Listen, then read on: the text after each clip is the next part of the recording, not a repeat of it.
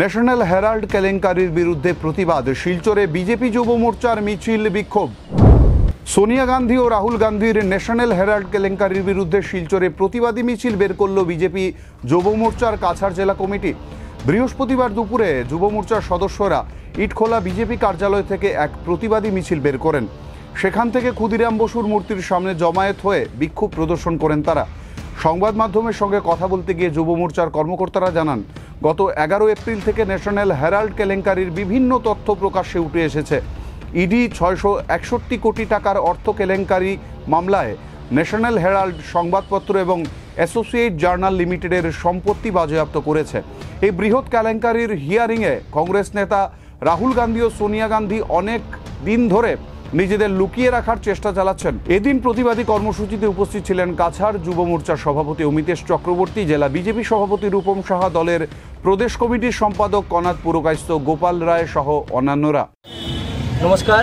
আজকে ভারতীয় জনতা যুব মোর্চা কাছাড় জেলার উদ্যোগে আমরা এক প্রটেস্ট প্রতিবাদী মিছিলের আয়োজন করেছি। এখানে আমাদের কাছাড় জেলা কমিটির মাননীয় সভাপতি রূপম সাহা মহাশয়, আমাদের প্রদেশ কমিটির সম্পাদক কনাদ পুরকায়স্থ মহাশয়, জেলার বিভিন্ন পদাধিকারীরা, সাধারণ সম্পাদক গোপাল রায়, তৎসঙ্গে জেলা এবং প্রদেশের বিভিন্ন নেতৃবর্গরা আমাদের সাথে উপস্থিত আছে।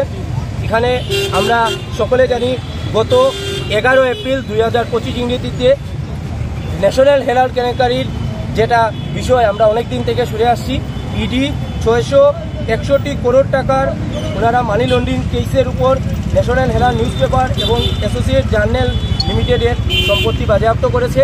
আমরা বিগত অনেক দিন থেকে দেখছি যে রাহুল গান্ধী এবং সোনিয়া গান্ধী ওনাদেরকে হিয়ারিংয়ের সময় ওনারা নিজেদেরকে লুকিয়ে রাখার চেষ্টা করেন, কিন্তু এই যে টাকা নিয়ে যে ওনারা নয়ছয় করেছেন, আজকে একটা কোম্পানি, আপনারা সকলে জানেন, একটা কোম্পানির যে ভ্যালু হয়, এই কোম্পানির ভ্যালুয়েশন ছিল 2000 কোটি টাকা।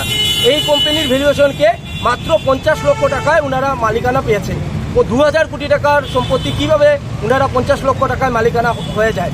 এই মালিকানাধীন ওনাকে করার জন্য অনেক জায়গায় আমরা দেখেছি ন্যাশনাল হেরাল্ড একটা নিউজ পেপার, এরকম আরও কয়েকটা নিউজ পেপার নিয়ে যে ছিল, এগুলোকে সরকারের পক্ষ থেকে অনেকটা জায়গায় ওনাদেরকে নিজেদের কার্যালয় এবং প্রতিষ্ঠান গড়ে তোলার জন্য জায়গা জমিন দেওয়া হয়েছিল।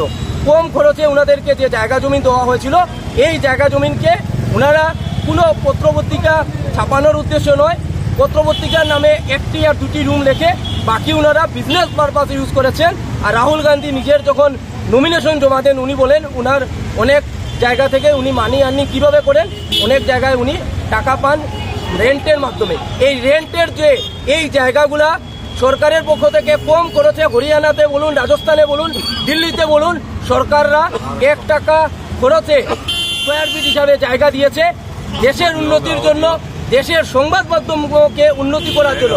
কিন্তু আমরা দেখেছি কংগ্রেসের যে শাসন ক্ষমতায় যারা ছিলেন, ওনাদেরকে সাথে নিয়ে কংগ্রেসের নেতৃবর্গরা সরকারি টাকায় কাজে লাগিয়ে ওনাদের ব্যক্তিগত আয় বৃদ্ধি করার জন্য এই কাজ করেছিলেন। তা আমরা ভারতীয় জনতা যুব মোর্চা আসাম প্রদেশ, কাছাড় জেলা এবং সমগ্র দেশব্যাপী আজকে আমরা এই আন্দোলন করছি এবং ওনাদেরকে হুঁশিয়ারি দিয়ে কথা বলছি যে আগামী দিনে যাতে ওনারা এই ধরনের কোনো ধরনের সম্পত্তি বলুন বা টাকার কেলেঙ্কারিতে ওনারা জড়িত না হন। আমাদের জনগণের টাকা ওনারা দীর্ঘদিন থেকে নয়ছয় করে আসছেন, তা একের পর এক হিয়ারিংয়ের মাধ্যমে বেরিয়ে আসছে। আজকের আমরা প্রতিবাদের মাধ্যমে রাহুল গান্ধী এবং সোনিয়া গান্ধীর এই পুরো টিমকে, যারা এই ন্যাশনাল হেরাল্ড কেলেঙ্কারির সাথে জড়িত, ওনাদেরকে ধিক্কার জানাই এবং ওনাদেরকে ন্যায়ের আওতায় এনে ওনাদেরকে কঠোর থেকে কঠোর শাস্তি দেওয়ার জন্য আহ্বান করি।